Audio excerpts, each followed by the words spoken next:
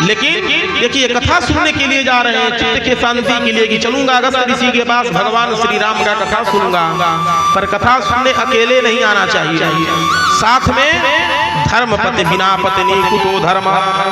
तो शिव जी जा रहे हैं लेकिन संग सती जग जननी भवानी, संग सती जग जननी भवानी, पूजे ऋषि अखिलेश्वर जानी, पूजे ऋषि अखिलेश्वर जानी, एक बार प्रेत गमाए, एक बार प्रेत गमाए। संग सती जग जननी भवानी। गोस्वामी तुलसीदास के शब्दों पर ध्यान दीजिए, क्या साहित्य है। संग सती जग जननी भवानी, कथा सुनने के लिए जब जा रही हैं गोस्वामी जी ने लिखा संग सती जग जननी भवानी, जग जननी लिखा उन्हें, जगत की माता जग जननी भवानी, अलंकार दिया उन्हें, विशेषण दिया जग जननी भवानी। पूजे लेकिन गई तब तो पूजे ऋषि अखिलेश्वर जानी, अगस्त ऋषि पूजन करने लगे। क्यों? क्योंकि अखिल जगत के माता पिता हैं भगवान शंकर भाई और माता पिता सती, इसलिए अगस्त ऋषि ने उनका पूजन किया। भगवान शिव तो तत्व को जान, लेकिन सती जी ने सोचा ये कैसा कथावाचक है जो श्रोता का पूजन कर रहा है भाई। तो राम कथा मुनि बरज बखान, राम कथा बरज बखानी, राम कथा मुनि बरज बखानी, राम कथा मुनि बरज बखानी, सुनी महेश परम सुख मानी, सोनी महेश परम सुख मानी।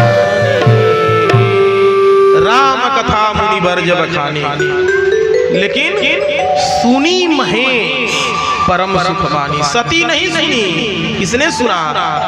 सुनी महेश, केवल महेश सुने। यदि सती सुनती तो सती जी का भी नाम हुआ होता इसमें, लेकिन तुलसीदास जी ने सती जी का नाम नहीं लिखा। क्यों? क्योंकि सती जी तो भ्रम में पड़ गई। भाई ये कैसा बकरा है जो श्रोता का पूजा कर रहा है। तो सुनी महेश परम सुख माने। कुछ दिन वहां पर वो लोग रहने के बाद जब घर आने लगे तो उन्होंने लिखा कि कथा श्रवण करके जब भगवान शंकर जा रहे हैं तो संग दक्ष कुमारी, तुलसीदास लिखते साथ में कौन है? तो बोले दक्ष कुमारी। सुनने जा रही थी कथा तो लिखे जग जननी भवानी। और जब सुनकर आने लगी तो सुनी नहीं, भ्रम हो गया।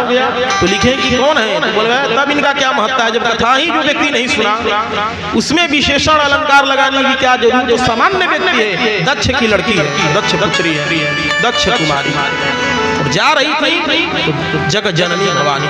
इसलिए कथा में जैसे ही व्यक्ति घर से निकल कर चलता है तो उसकी महिमा बढ़ जाती है, लेकिन कथा में आने के बाद और कथा को सुनता नहीं है तो उसकी महिमा घट जाती है। देवता लोग उसे गालियां देने लगते हैं आकाश से। वहां से जब वो जाने लगे ठीक उसी समय भगवान राम का अवतार हुआ था। भगवान राम को वनवास मिला था, सीता जी का हरण हो चुका था और भगवान राम जंगल में रोते हुए घूम रहे थे। हे खग मृग हे मधुकर श्रेणी, हे खग मृग हे मधुकर श्रेणी, तुम देखो सीता मृग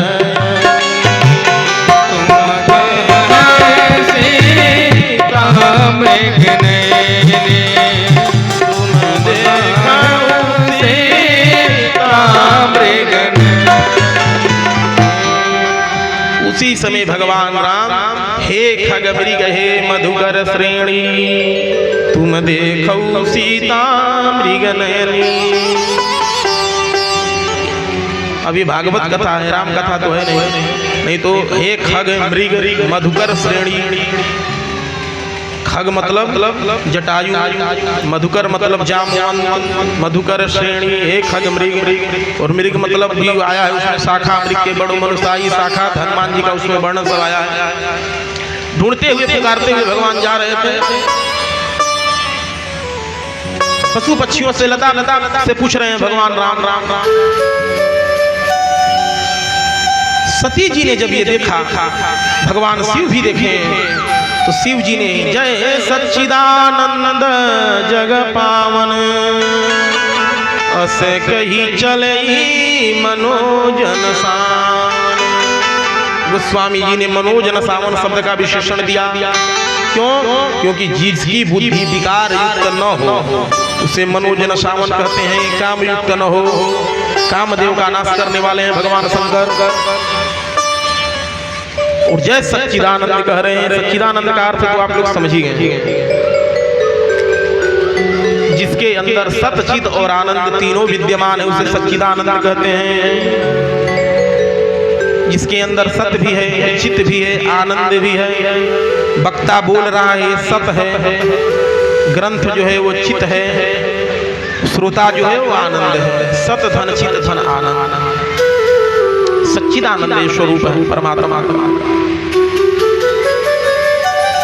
हृदय जो है, बुद्धि जो है वो सत है, हृदय जो है वो चित है, और जो कीर्तन में हम जो ताली बजाते हैं वो आनंद है। यह है सच्चिदानंद का स्वरूप। तो भगवान ने सच्चिदानंद कहकर प्रणाम किया। अच्छा कहीं, लेकिन सती जी का बुद्धि भ्रम में पड़ गया। बोली अरे मेरे स्वामी जी ने सच्चिदानंद कह रहे हैं और इस व्यक्ति इस राजकुमार के अंदर न चित सत है, न चित है, न आनंद है। यदि सत रहता तो इन्हें तो यही ज्ञान नहीं है कि इनकी पत्नी को कौन चुरा कर ले गया है।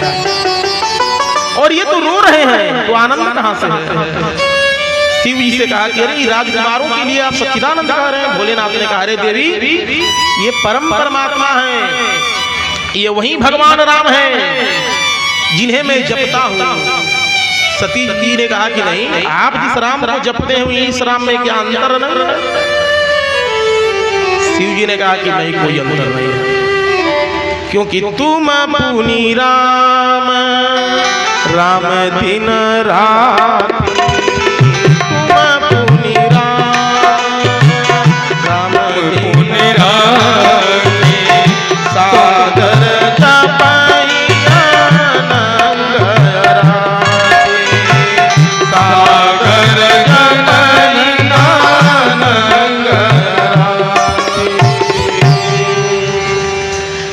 उस राम में और इस राम में कोई अंतर नहीं है। कि सती जी सोचने लगे रे जिसे वेद नेति नेति कहता है, इसे निर्गुण निराकार बताया गया है, वो परमात्मा क्या मनुष्य शरीर धारण कर सकता है?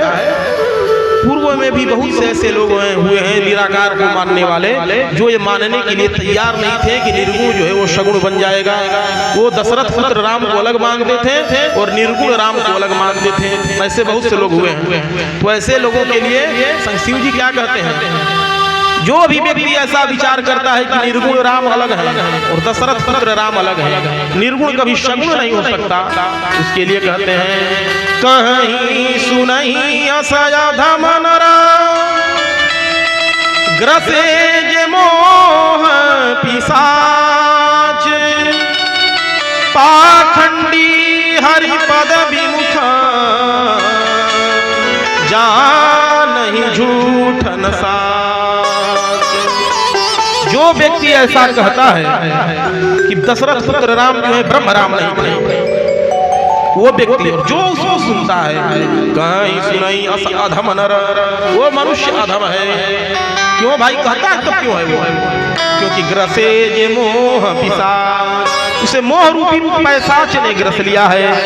और पाखंडी, पाखंडी किसे कहते हैं देखिए परिभाषा बताया गया है, पात्रयी खंडस्य, जो वेदों का खंडन करे उसे पाखंडी कहते हैं। तो पाखंडी हरिपद विमुखा जानई झूठन सा, न उसे झूठ का ज्ञान है न सत्य का ज्ञान है। यदि व्यक्ति को झूठ का ज्ञान होगा तो भी व्यक्ति झूठ को छोड़कर सत्य पर चल पड़ेगा, और यदि सत्य का ज्ञान है तो झूठ के चक्कर में नहीं पड़ेगा। लेकिन दोनों में से एक का ज्ञान होना अनिवार्य है। झूठ का ज्ञान, असत्य का ज्ञान होना भी बढ़िया चीज है, लेकिन ज्ञान हो तब तो, क्योंकि असत्य का ज्ञान होगा वो उसको छोड़ेगा, और सत्य का ज्ञान होगा वो सत्य के चक्कर में नहीं पड़ेगा। लेकिन झूठ और सच में से दोनों में से एक का ज्ञान होना चाहिए। लेकिन जो व्यक्ति कहता है कि निर्गुण ब्रह्म कभी सगुण नहीं हो सकता, दशरथ के पुत्र राम ब्रह्म नहीं थे, वो उस व्यक्ति को न झूठ का ज्ञान है न सत्य का ज्ञान है, वो एक नंबर का पाखंडी व्यक्ति है, ऐसा समझना चाहिए। फिर भी सती जी नहीं समझी, तो शिव जी ने कहा कि जो तुम्हारे मन यस संदेह तो इन जाई परीक्षा ले। तुम्हारे मन में जब इतना संकल्प विकल्प चल रहा है तो जाकर परीक्षा ले लो। बहुत रूप से विचार करके परीक्षा लेने के लिए चली गई।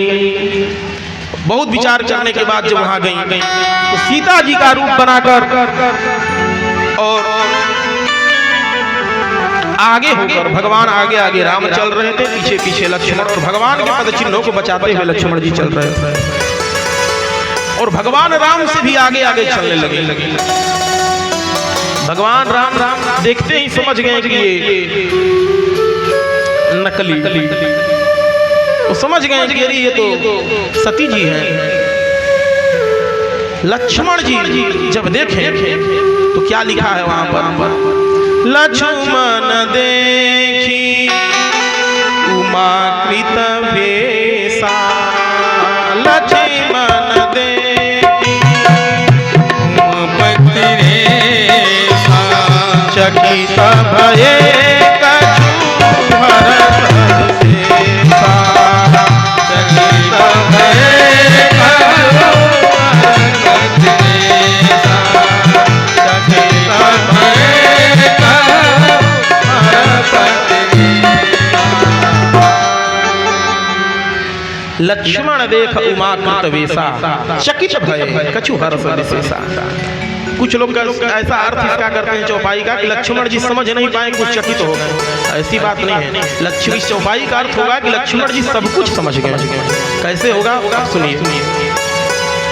इनका नाम है सती, और जब सती यहाँ से जाएंगे, शिव जी जब जान जाएंगे कि ये परीक्षा ले इनका जब त्याग कर देंगे, जब राजा दक्ष पुनः यज्ञ कराएंगे प्रजापति दक्ष, और दक्ष के यहाँ जब ये अपना प्राण त्याग देंगे, और प्राण त्यागने के बाद पुनः जब हिमालय के यहाँ जन्म होगा, तब इनका नाम जो है पड़ा उमा। सती जी का दूसरे जन्म में जब हिमालय के घर में सती जी का जन्म हुआ, तब उनका नाम पड़ा उमा। लेकिन लक्ष्मण जी यहीं से देख लिए, लक्ष्मण देख उमा कृत वेशा। लक्ष्मण जी उनको उमा के ही भेष में देख रहे, अर्थात खाने का जात कर रहे चौपाई के। लक्ष्मण जी उनको देखते ही सब कुछ जान गए, भूत भविष्य वर्तमान, कि यार ये परीक्षा लेगी, ऐसा ऐसा ऐसा ऐसा घटना होगा। ये देखकर चकित हो गए, अरे ये तो पतन के मार्ग पर जा रहे हैं भाई, लेकिन इनका कल्याण हो जाएगा, ये उमा बनकर आएंगी। ये देखकर हर्ष भी हुआ लक्ष्मण जी, इसलिए चकित भी हुए और लक्ष्मण जी हर्षित भी हुए। तो लक्ष्मण देख उमा कृत वेशा, चकित भये कछु हर्ष विशेषा। विशेष हर्ष हुआ, ये पुनः जो है भगवान शिव की अर्धांगिनी बनेंगे। लेकिन भगवान राम ने जैसे ही देखा, भगवान राम ने प्रणाम किया और कहूँ बहोरी कहाँ प्रिस के तू, कहूँ बहोरी कहाँ प्रिस के तू, कहूँ बहोरी कहाँ प्रिस के तू, कहूँ बहोरी कहाँ प्रिस के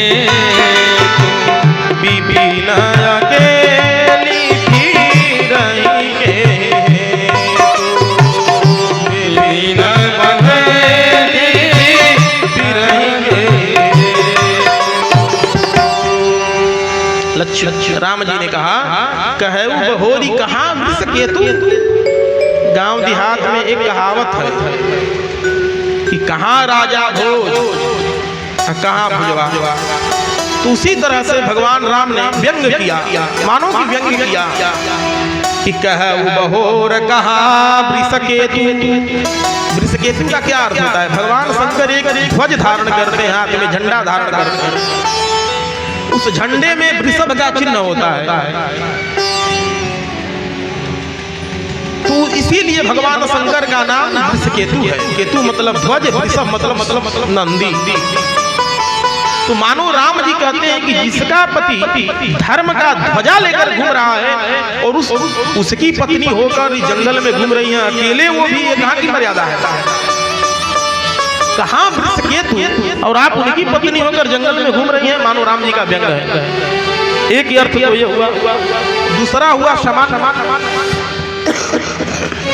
कि राम जी पूछ रहे हैं कि हे माता, भगवान शंकर वृषकेतु कहाँ हैं और आप जंगल में इस तरह से कहाँ घूम रही हैं?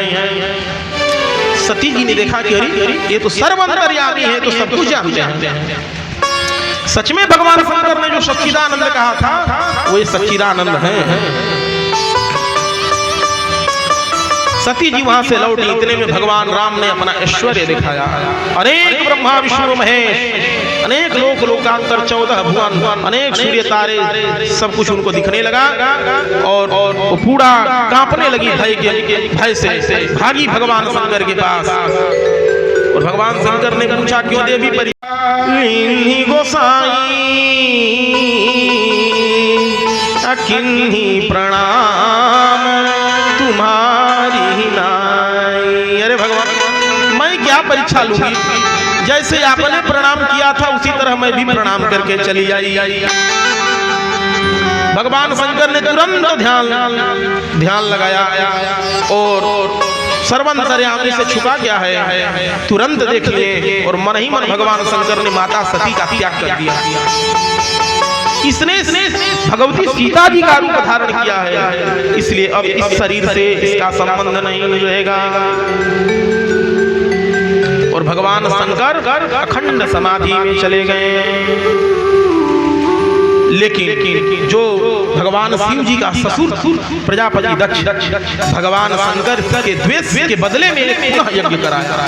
अब की बार जो यज्ञ कराया वो यज्ञ कनखल में कराया। हरिद्वार में कनखल तीर्थ है, कनखल में कराया। अब की बार समस्त देवी देवताओं को निमंत्रण दिया, पर भगवान शंकर को निमंत्रण नहीं दिया। जब यज्ञ का तिथि आया तो समस्त देवतागण अपने अपने विमान सजाकर जाने लगे और अपने अपने पत्नियों के साथ, बाल बच्चों के साथ। सारे देवतागण अपने अपने देवियों के साथ विमान से जा रहे हैं, लेकिन सारे देवतागण विमान से कैलाश पर्वत ही होकर जा रहे हैं। क्यों भाई? और भी तो रास्ते हैं, जा सकते हैं, कैलाश पर्वत से ही जा रहे हैं। क्यों? क्योंकि प्रजापति दक्ष से सारे देवतागण भी त्रस्त आ गए थे कि हमेशा आता है तो उठना पड़ता है, प्रणाम करना बैठता है, बड़ा अभिमानी है, ये किसी को कुछ समझता ही नहीं है। और भगवान शंकर तो हम लोग तो उस समय सोचे कि इसको भस्म कर देंगे, पर कैसे बाबा चुप हो गए। भगवान देवता लोग सोच रहे हैं कि हम लोग जाएंगे तो शिव जी सोचेंगे कि अरे हमारे ससुर का यज्ञ है और सारे लोग जा रहे हैं और हम ही नहीं जा रहे हैं, तो शायद क्रोध आ जाए, न चाहकर भी क्रोध आ जाए। इसलिए देवतागण जा भाई। दो आपस में दो लोगों में जब खटपट होता है तो तीसरे लोग बड़ा फायदा उठाते हैं कि और कैसे भिड़न हो जाए उन लोगों में। तो देवतागण यही सोचते हैं, यही सोच रहे हैं कि क्रोध न आ रहा है तो भी कैसे क्रोध आ जाए। इसीलिए सारे देवतागण कैलाश से होकर जा रहे हैं। सती जी की दृष्टि पड़ी। सती जी ने पूछा देवियों कहाँ जा रही हो?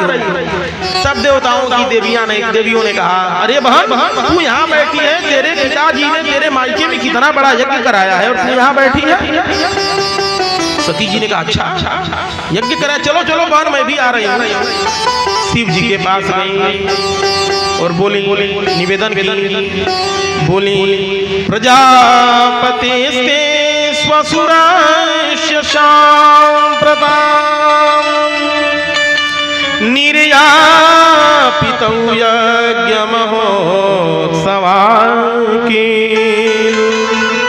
वयं च तत्राभिसराम वाप्ते यद्यर्थितामि विबुधा व्रजयन्ति।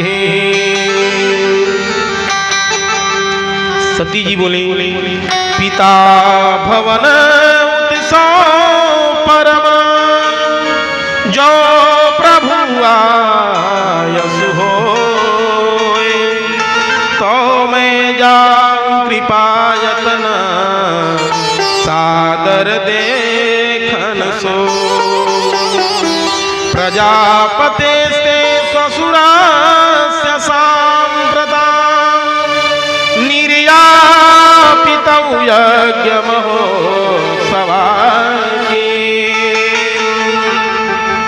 सती जी का शब्द शैली देखिए। माताएं जो होती हैं, बुरा मत मानना, वो घर में जब कोई बात होता है तो पति से अपने कैसे बात करती है। मेरे मायके में ऐसा है, मेरे बाप के यहाँ ऐसा है, मेरे भाई के यहाँ ऐसा है। वो मेरे जब मायके का बात आता है, मेरे शब्द का प्रयोग अधिक करती है माता। तुम्हारे यहाँ क्या है, मेरे पिता बाप के यहाँ ऐसा है, मेरे पिताजी का यहाँ ऐसा है, मेरे मायके में ऐसा है। मेरे शब्द का प्रयोग उनके अंदर ज्यादा होता है। लेकिन सती जी ने क्या किया, सती जी ने कहा कि मेरे पिताजी के यहाँ अज्ञ हो रहा है, ऐसा नहीं कहा। उन्होंने कहा प्रजापते से स्वसुरस्य सांप्रताम सांप्रताम। हे भोलेनाथ, आपके ससुर जी ने आपके ससुराल में एक बड़ा यज्ञ कराया है। अब बताइए, किसी की धर्म पत्नी ऐसी कहती है? मायके जाना होता है, कहती है कि आपके ससुराल में हमको जाना है? कभी नहीं कहेगी। लेकिन सती जी कह रही हैं बुद्धिमानी से। कारण इसलिए कह रही हैं भगवान शंकर को दक्ष के प्रति अपनत्व महसूस हो। कि ससुर कह रही है ना कि भगवान शंकर को अपनत्व महसूस हो। तो प्रजापति से ससुर सांप्रदान। क्यों महाराज? तो बोली निर्यापितौ यज्ञमहोत्सवाकीन्। तो बोले कि भगवान शंकर ने कहा देवी तो क्या कोई चिट्ठी पत्री आया था कि जाओगी? सती जी ने कहा आया तो नहीं था। शिव जी ने कहा कि जब आया नहीं था तब क्यों जाना है वहां पर? तब सती बोली भगवान क्षमा करिएगा, लेकिन मेरे पिताजी ने चिट्ठी तो अवश्य भेजा होगा, निमंत्रण अवश्य भेजा होगा, पर महाराज आप इतने जंगल में आकर बसे हो कि पत्र पहुंचाने वाला हो सकता है डाकिया रास्ता भूल गया हो, ये भी तो हो सकता है। अब आपका घर जो है शहर में हो, रोड पर हो, गाड़ी जाती हो तो वहां तक पहुंच जाए डाकिया, पर इस वीरान जंगल में इस मरघट पर कौन आवे? इसलिए प्रभु हो सकता है डाकिया भूल गया हो, लेकिन मैं जाऊंगा। भगवान शंकर ने कहा कि देवी यदि मातु पितु गुरु गृह गेहा, यदि मातु पितु गुरु गृह गेहा, बिन बुलाई जाय न संदेहा, बिन बुलाए जाय न संदेहा। भगवान शंकर ने कहा माता के घर, पिता के घर, गुरु के घर बिना बुलाए भी जाना चाहिए। लेकिन हे देवी ऐसे जगह जगह कभी नहीं जाना चाहिए। आवत ही हरसो नहीं,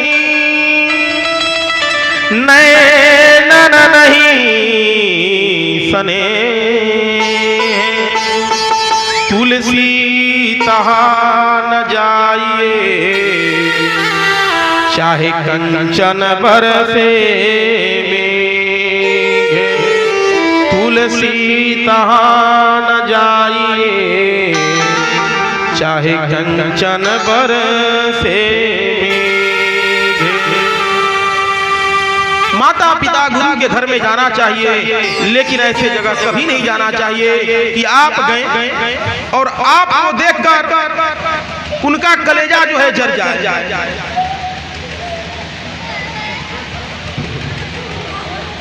उनको देखकर उनका कलेजा, आपको देखकर उनका कलेजा जल जाए, उनको देखकर उनके हृदय में आग लग जाए। ऐसे जगहों पर कभी नहीं जाना चाहिए, चाहे स्वर्ण की वृष्टि भी हो रही हो। देवी सती को भगवान शंकर ने अनेक प्रकार से समझाया। भगवान शंकर ने यहाँ तक कह दिया कि हे देवी, यदि तुम जाओगी तो मृत्यु निश्चित है। लेकिन देवी सती बोली कि मैं तो जाऊंगी। क्यों? भगवान शंकर बोले कि यदि जाना ही है तो अब मैं समझ गया, कोई है वही जो राम रचि राखा, कोई है वही जो राम रचि राखा, वो करी तारक बाधावे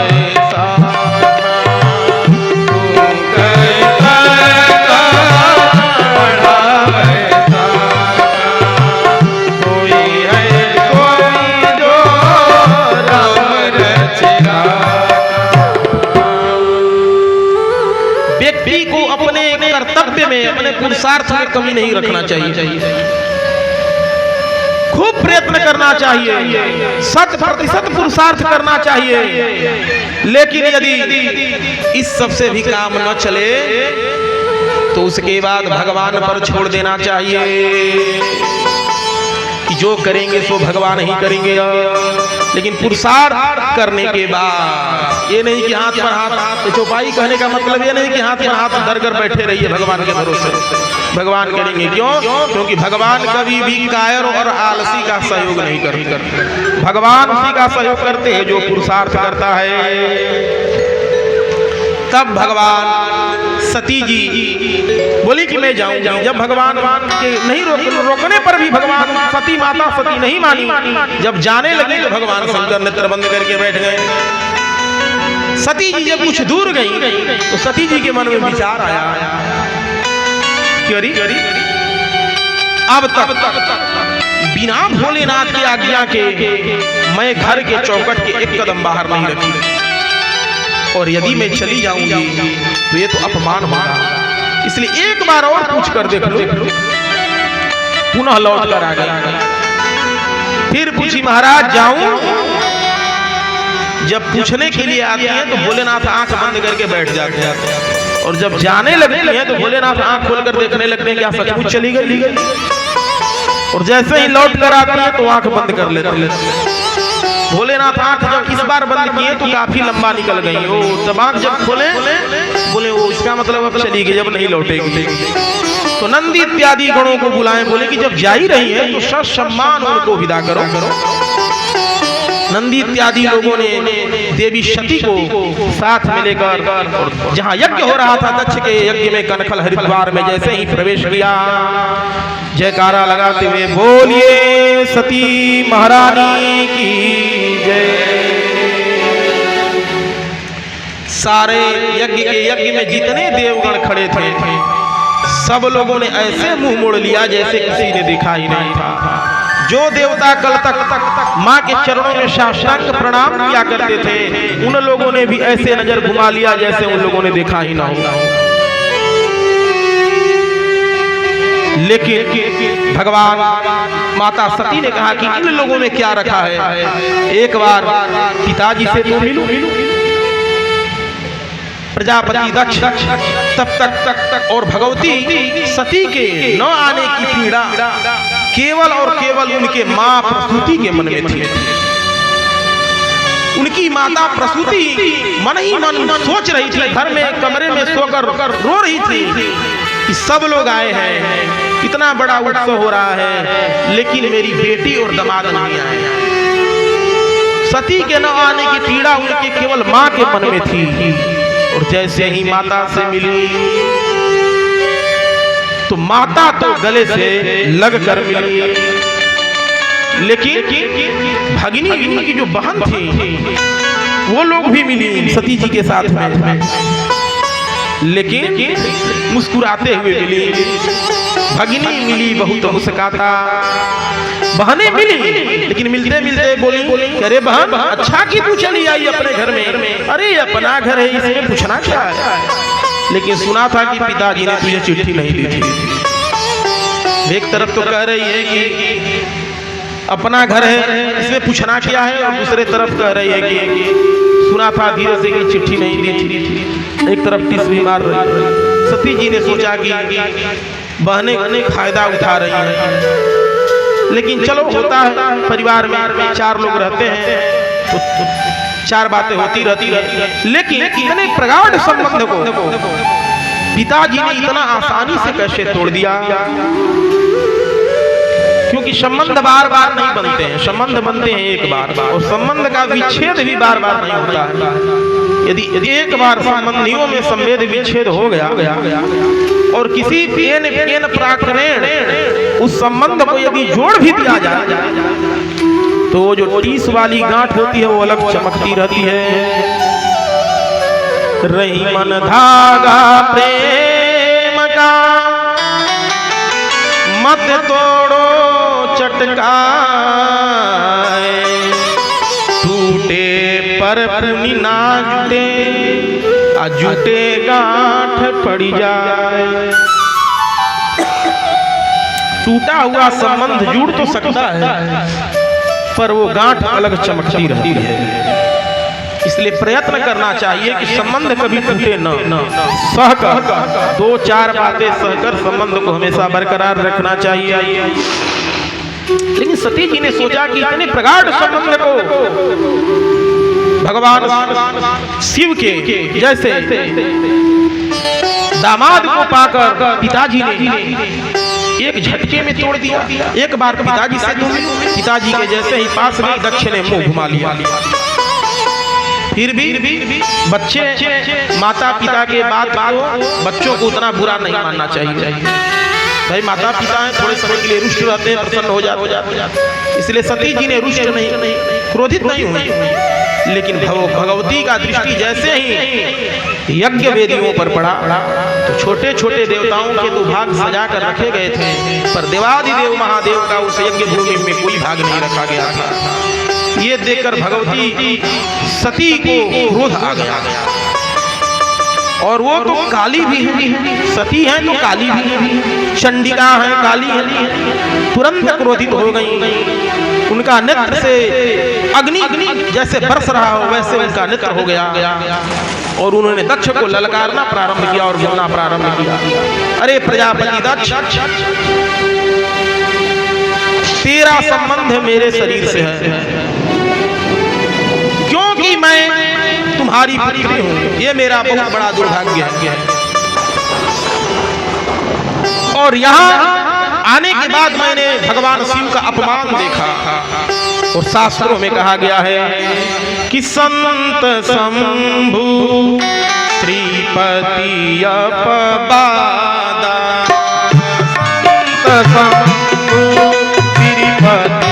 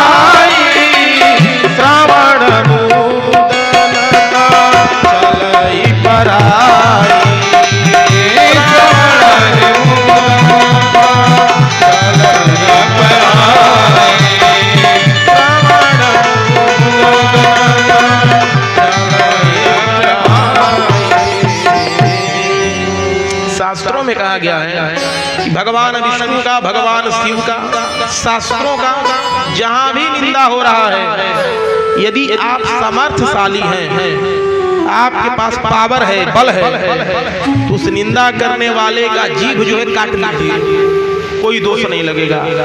तो संत शंभु श्रीपति अपवादा कहीं सुनहि तह समर जादा काटहि जीभ आप जो बसाई। आपका बस चले तब, यदि बस नहीं चले, वो पहलवान है आप 1.5 हड्डी के, तो श्रवण मूदनत चलई पराई, वहां से कान में उंगली डालकर वहां से हट जाइए। निंदा लेकिन मत सुनिए भगवान का। सती जी ने कही, सती जी कही कि मैं तुम्हारा जीभ भी नहीं काट सकती क्योंकि कैसा भी, लेकिन तू मेरा पिता है और मैं कान बंद करके यहाँ से जा भी नहीं सकती, क्योंकि यदि यहाँ से गई तो भग जाते ही भगवान शंकर बोलेंगे कहो दक्ष कुमारी कैसा यज्ञ रहा पिता के यहाँ का, और ते दक्ष कुमारी कहकर भोलेनाथ मुझे पुकारेंगे और तेरा नाम मेरे नाम के साथ जुड़े, ये भी मैं सहन नहीं कर सकती। इसलिए अब एक ही उपाय, इस शरीर का त्याग कर दिया जाए, क्योंकि जब तक ये शरीर रहेगा तब तक तुम्हारा और हमारा संबंध बना रहेगा। और ऐसा कहकर भवानी सती ने अपना शरीर योगा नल में जला दिया।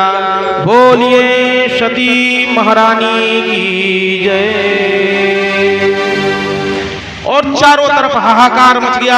सारे थे नंदी भिड़ंगी इत्यादि समस्त भगवान शंकर के गण यज्ञ को विध्वंस करने लगे, बम्बू तंबू सब उखाड़ने लगे, यज्ञ का सारा रायता हर हर महादेव कुंड में सब हवन करने लगे, सारा दक्षकाय के विध्वंस करने लगे। लेकिन यज्ञाचार्य भृगु जी महाराज उन्होंने अपने मंत्र के बल से समस्त दैवीय सेना को उत्पन्न कर दिया और भृगु जी की दैवीय सेना सारे शिव जी के गणों को मार पीट कर सब भगा दिया। अब रोते रोते शिव जी के सारे गण जा रहे हैं, लेकिन शिव जी के गण अभी नहीं पहुंचे थे कैलाश, कब तक पहुंच गए? कौन? नारद जी महाराज। और नारद जी महाराज जाकर भगवान शंकर से बोले कि प्रभु अरे भोलेनाथ गजब हो गया। क्या हुआ महाराज? नारद जी ने कहा महाराज विशेष कुछ नहीं हुआ, केवल इतना ही हुआ कि जैसे हम थे वैसे आप हो गए। मतलब नारद जी कैसे? नारद जी बोले जैसे हम थे वैसे आप हो गए। भगवती सती माता गई थी पिताजी से मिलने, मिलते मिलते मिलना तो दूर रहा, उस दक्ष ने ऐसा धक्का मार दिया कि बेचारी हवन कुंड में गिर पड़ी। पुराने जमाने के पत्रकार थे नारद जी महाराज, और पत्रकारों का नियम होता है कि छोटा सा खबर दे दीजिए उसे चटपटा बना देंगे, थोड़ा सा पत्रकारों का शैली होता है, थोड़ा मधुर भी बना देते हैं, कड़वा भी बना देते हैं, थोड़ा सा खट्टा भी बना देते हैं, उसे चटपटा बना देते हैं पत्रकार लोग। अब इतना सुनते ही भगवान शंकर क्रोधित हो गए भगवान शंकर, और जटा उखाड़ कर पटक दिए। जटा से एक महान वीर प्रकट हुआ। भगवान शंकर ने कहा भो वीर भद्र, हे वीर तेरा कल्याण हो। उसी का नाम हो गया वीरभद्र, उसी का नाम हो गया वीरभद्र। उसने कहा किम करोमि, भोलेनाथ मैं क्या करूं? उन्होंने कहा दक्षम सयज्ञम जहि, दक्ष सखे सहित यज्ञ का विध्वंस कर दो, मैं यही चाहता हूं दक्ष के शहीद यज्ञ का नाश कर दो। वीरभद्र जो है वो तूफान बनकर चले। जो यज्ञशाला में जितने देवतागण थे, दूर से ही उन लोगों ने देखा कि तूफान आ रहा है। एक देवता ने कहा अरे भाई ये तूफान कैसा है? एक ने कहा हमको तो लगता है ये संध्या की बेला है। और जब संध्या के समय में गौ माता जंगल से जब झुंड की झुंड गौ माता जब जंगल से घर को चलती हैं, गौशाला को चलती हैं, तो उनके खुर से धूल उड़ती है, उसी का धूल है। एक ने कहा कि अरे लेकिन ये संध्या का समय तो है नहीं। एक ने कहा कि अरे भाई ये भी हो सकता है कि डाकुओं ने डकैती डाली हो, और जब डाकू लोग घोड़े से चलते हैं तो धूल उड़ता है। एक देवता ने कहा अरे किस डाकू की हिम्मत है जो डकैती डाल दे, क्योंकि इस समय प्राचीन वरही राजा का शासन चल रहा है, इसलिए किसी भी डाकू का हिम्मत नहीं है जो डकैती डाल दे। किसी भी राजा का हिम्मत नहीं है जो डकैती डाल दे, क्योंकि प्राचीन वरही का शासन चल रहा है। तब उन्होंने कहा तब तक उस तूफान ने यज्ञशाला को घेरना प्रारंभ किया। और जब भाई देखिए इतना जल्दी कैसे आ गए? भूत प्रेतों का शरीर जो है वायु प्रधान होता है, वायु से लोग चलते हैं, वायु की गति से भूत प्रेत चलते हैं। यज्ञशाला में जब भूत प्रेत दिखाई दिए, देवता लोग बोले कि अब तो फंस गए चक्कर में। और और उनके साथ वीरभद्र। वीरभद्र ने कहा सबको पकड़ो। सारे लोग मिलकर सबको बांध लिए। वीरभद्र ने कहा बोलो अब किसको क्या दंड दिया जाए। सारे जो पीट कर गए थे गण लोग वो बताने लगे महाराज ये भग देवता है। जब हम लोग पीट रहे थे तो ही करके ये आंख मटका रहे थे और जो है पीटो पीटो आंख मटका रहे थे। क्रोध में भरे वीरभद्र ने भग देवता की दोनों आंखें उंगली डालकर बाहर निकाल ली। बोले महाराज ये कुसा देवता है। जब हम लोग पीट रहे तो ही बत्तीसी दिखा रहे थे, हंस रहे थे। एक मुक्का वीरभद्र ने मारा, भग की सारी बत्तीसी जो है कुसा की बाहर आ गई, सारी बत्तीसी बाहर आ गई। बोले कि महाराज ये यज्ञ के आचार्य हैं भृगु बाबा हैं। हमारी इन्होंने ही हमारी सारी पिटाई कराई। इन्होंने देव रक्षक उत्पन्न किया था, देवताओं का रक्षक गण उत्पन्न किया। बहुत हमारी पिटाई इन्होंने कराई है बाबा ने।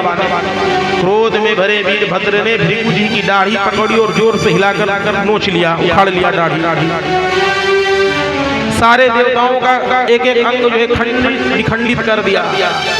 जब देवताओं का दाढ़ी जो है वो खंडित कर दिया और खंडित करके भगवान शंकर के पास गए। बोलिए शंकर भगवान की जय। रुद्रगण देवगण गए भगवान शंकर के पास और सारे खंडित देवता गए ब्रह्मा जी के पास। इस वाले यज्ञ में ब्रह्मा और विष्णु नहीं आए थे क्योंकि अगले यज्ञ में भगवान शंकर का अपमान हो गया था। सारे जब देवतागण चले गए ब्रह्मा जी के बाद ब्रह्मा जी से बोले कि महाराज देखो देखो हमारा ये हाल हो गया। ब्रह्मा जी ने कहा कि क्यों भाई क्या हुआ। बोले अरे महाराज गए थे दक्ष के यज्ञ में भाग लेने के लिए, सो भाग कुछ मिला नहीं, अपना और शरीर का भाग चला गया। किसी का हाथ गया, किसी का पाँव गया, किसी का आँख गया। भृगु जी ने कहा कि देखो महाराज हमारी दाढ़ी ही नोच ली और बिना दाढ़ी के मेरे को बड़ा बेचैनी रहती है, इसलिए दाढ़ी बड़ी जरूरी है मेरे को। ब्रह्मा जी ने कहा देखो भाई हम भी नहीं गए, शिव जी का अपमान हो गया प्रथम यज्ञ में, दूसरे यज्ञ में हम भी नहीं गए, विष्णु भी नहीं गए। तो जहाँ हम नहीं गए, विष्णु नहीं गए, शंकर नहीं गए, तो जहाँ त्रिदेव नहीं गए वहाँ तुम क्यों? तो जहाँ हमारा हम नहीं गए वहाँ तुम क्यों गए? देवताओं ने कहा भगवान आगे खाए सो खाई, आगे खाए राम दुहाई। अब आपसे गलती हुई सो हुई, आगे गलती कभी नहीं होगी, कान पकड़ते हैं। बस एक बार भोले बाबा को मना दीजिए क्योंकि बड़े क्रोधित हैं। ब्रह्मा जी ने कहा कि चलो भगवान शंकर को मनाया जाए। देवताओं को लेकर भगवान शंकर के पास गए।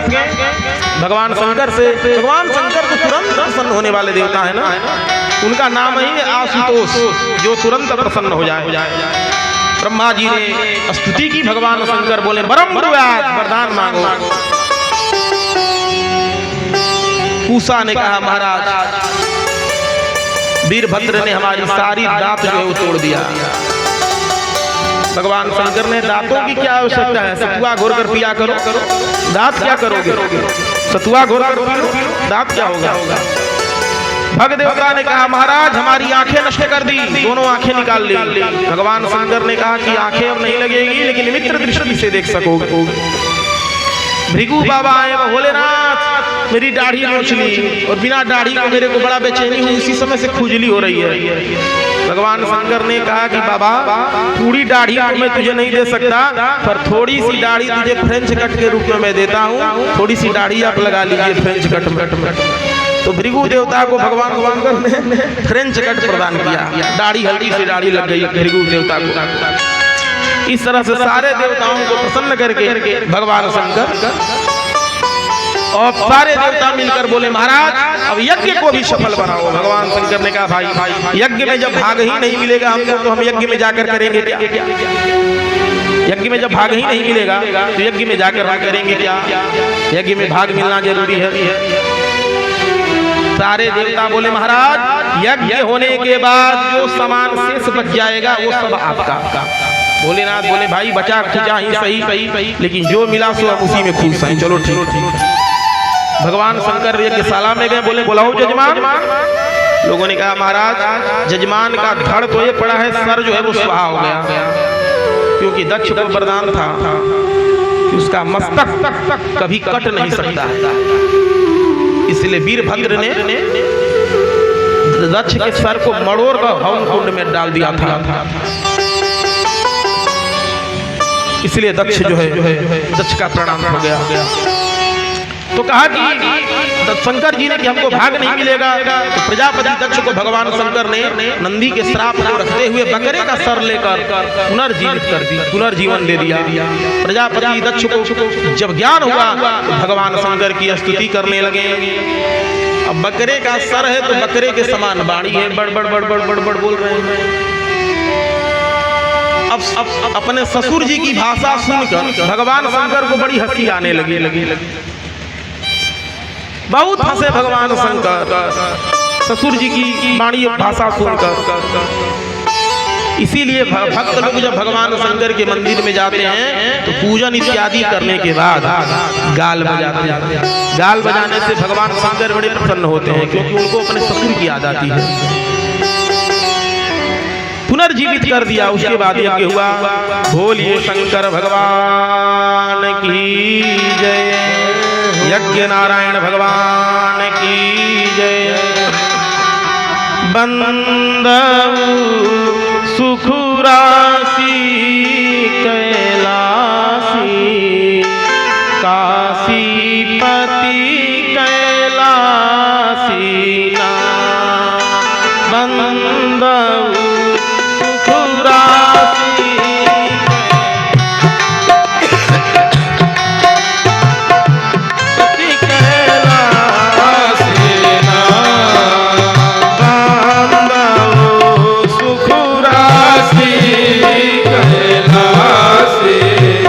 काशीपति कैलासी ना। काशीपति कैलासी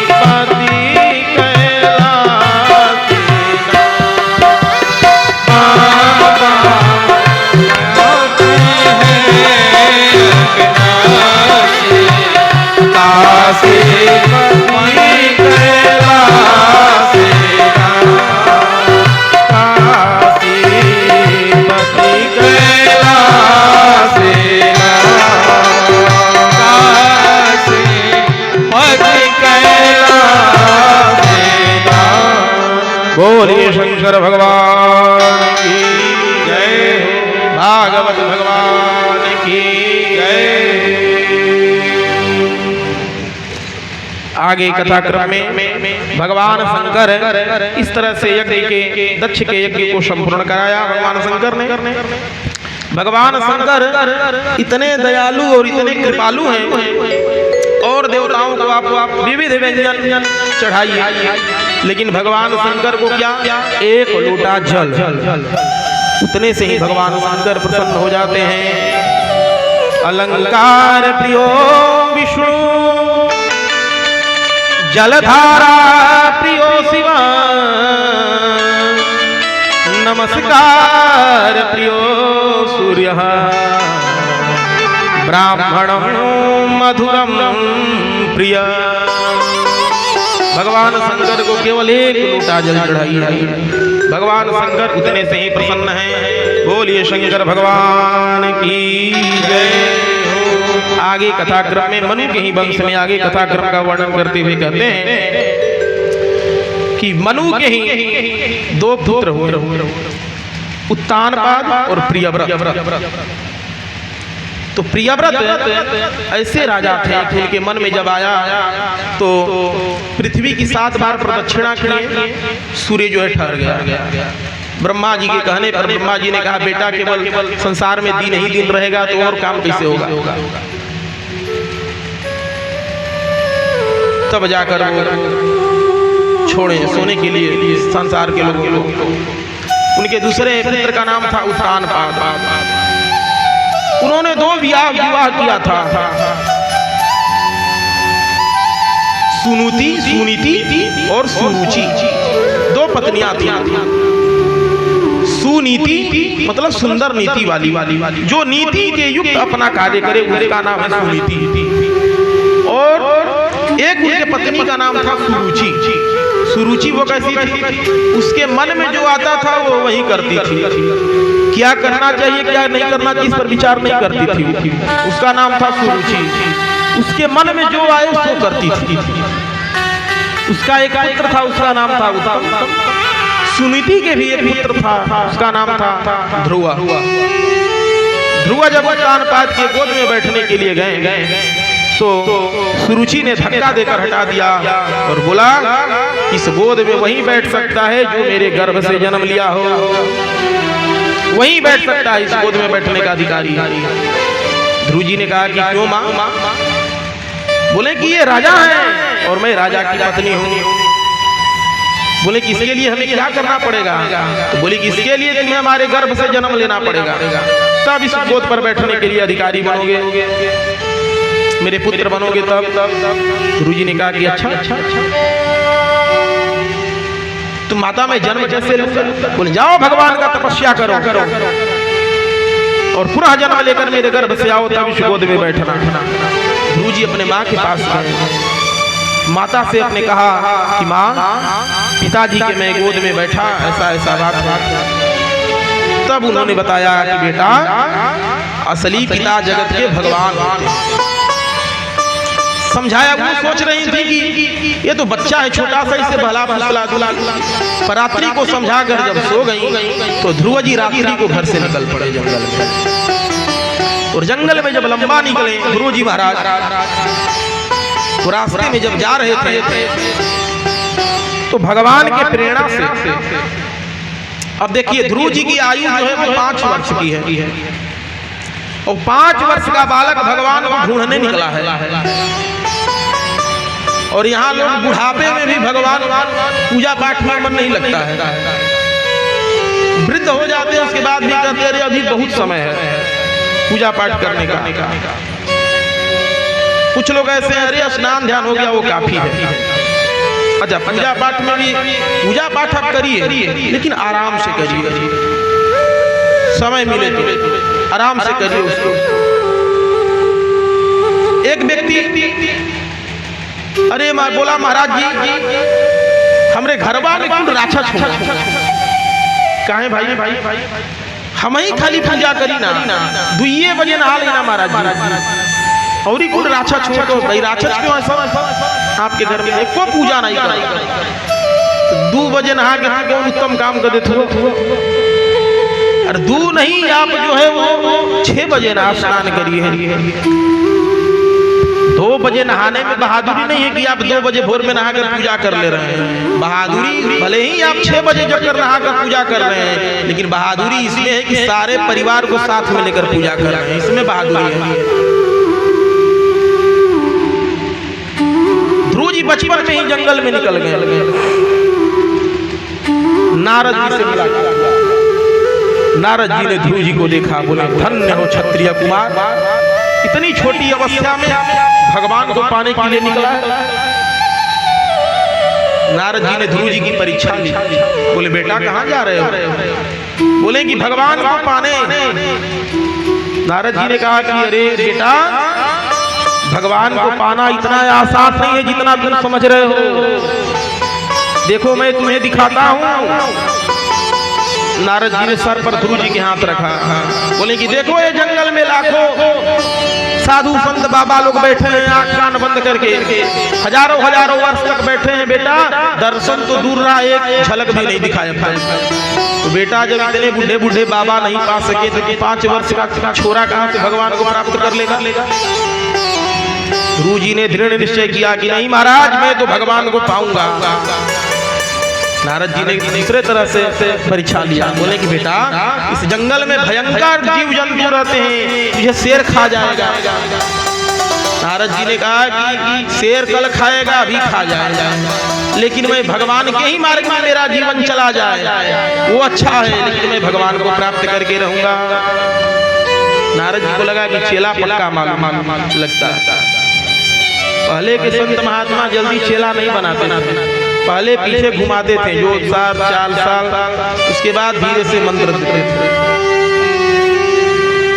क्योंकि पहले पक्का हो ठोक बजाकर जब देख लेते थे और उन्हें विश्वास हो जाता था, तब जो है वो गुरु मंत्र दे देते थे। और पक्का शिष्य, तब नारद जी ने कहा कि बेटा तुझे गुरु मंत्र मिलेगा, और आपकी दृढ़ निश्चय सच्चा हो, भक्ति सच्ची है, तो बिना खोजे ही भगवान मिल जाते हैं। और भक्ति बनावटी भक्ति भी है तो बनावटी गुरु मिलता है आपको। भविष्य जी महाराज लंका में रहते थे, राक्षसों के बीच में रहते थे, और भक्ति सच्ची थी तो ब्रह्म मुहूर्त में ब्राह्मण भेष में बिना बुलाए, बिना जान पहचान के हनुमान जी महाराज गुरु रूप में मिल गए। लेकिन हम लोग लंका के बीच में भजन करते थे। बताइए, कम से कम हम लोगों के साथ तो वैसी स्थिति नहीं है लंका वाली। हम लोग तो भजन कर सकते हैं, पर अभी भी बनावटी भक्ति है। बनावटी भक्ति रही तो ऐसे बनावटी गुरु मिलेंगे। नारद जी ने गुरु मंत्र दे दिया, नमो भगवते वासुदेवाय। बेटा ये 12 मंत्र है, इसका जाप करो। ध्रुव जी ने जाप करना प्रारंभ किया और जाप करना जब प्रारंभ किया तो त्रिमाँ त्रिरामते करके, मतलब धीरे धीरे पहले भोजन फलहार पर रखे, फल छोड़ा, फिर जो है जल पर रहने लगे, फिर जल छोड़ा, फिर जल छोड़ा तो फिर वायु पान किया। और ऐसा समय आया कि ध्रुव जी महाराज ने फिर वायु भी छोड़ दिया। तो जब ध्रुव जी ने वायु लेना भी छोड़ दिया और श्वास अपना चढ़ाकर ध्रुव जी ने जब भगवान का ध्यान किया तो देवताओं के प्राण अवरुद्ध हो गए, ठहर गए, रुक गए। सारे देवतागण घबरा गए, जीव जंतु का प्राण अवरुद्ध होने लगा। सारे देवतागण भगवान के पास पहुंचे और पुकार उठे, नैवं विदाम भगवान प्राणरोधम् चराचरस्याखिल सत्वधाम्ना। हे भगवान, हमारा प्राण अवरुद्ध हुआ जा रहा है, प्रभु हमारी रक्षा करिए। भगवान ने कहा कि डरो मत, कुछ नहीं होगा। तुरंत भगवान ध्रुव जी के पास आए, पहले हृदय में प्रकट हुए। ध्रुव जी ने नेत्र खोला, रहे हृदय में है। जैसे ही हृदय में ध्रुव जी ने देखा, सही भगवान का छवि तिरोहित हो गया, हट गया। जब ध्रुव जी ने नेत्र खोल कर देखा तो सामने शंख चक्र गदा पद्म लेकर चतुर्भुज रूप में भगवान खड़े थे। बोलिए लक्ष्मी नारायण भगवान की जय। अब भगवान को जब ध्रुव जी ने देखा तो ध्रुव जी सोचने लगे, भाई भगवान तो आ गए, अब मैं पढ़ा लिखा हूँ नहीं, भगवान का कैसे वंदना करूँ, कैसे स्तुति करूँ। माँ ने भी नहीं बताया। नारद गुरु नारद जी ने भी नहीं बताया कि भगवान आएंगे तो बेटा कैसे पूजा करना, कैसे उनका आरती करना चाहिए, कैसा पूजन करना चाहिए। ये सोच ही रहे थे कि भगवान ने अपना शंख ध्रुव जी के कपोल से स्पर्श करा दिया, और जैसे ही शंख कपोल से स्पर्श हुआ ध्रुव जी को सारा वेद वेदांत कंठस्थ हो गया, और ध्रुव जी बोल पड़े योन्तः प्रविश्य मम वाचमिमां प्रसूप्तां संजीवयत्खिल शक्तिधर स्वधाम्ना अन्यास्तहस्तचरणश्रवणत्वगादि प्राणान्नमो भगवते पुरुषाय तुभ्याम्। बोलिए भक्तवत्सल भगवान की जय, लक्ष्मी नारायण भगवान की जय, भागवत भगवान की जय। श्री राम जय